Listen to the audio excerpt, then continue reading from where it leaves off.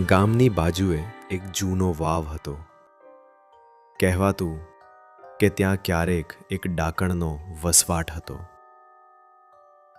ગામના યુવાનો એ વાતને ફક્ત મજાક માનતા.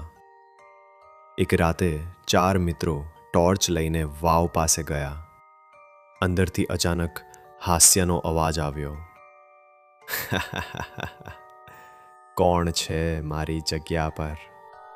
બધા ભયભીત થઈ ગયા, પણ એક મિત્ર હિંમતથી બોલ્યો, અરે ડાકણ ક્યાંથી આવશે?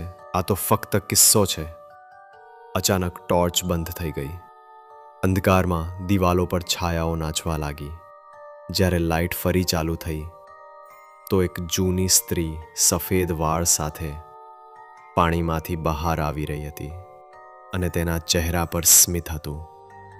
મિત્રો ચીસો પાડીને ભાગી ગયા, પણ પાછળથી અવાજ આવ્યો, જે આવ્યો છે તે પાછો નથી જતો. આજે પણ ગામના લોકો કહે છે કે એ વાવ પાસે રાતે કોઈ નથી જતું, કારણ કે છાયાઓ હજુય નાચે છે.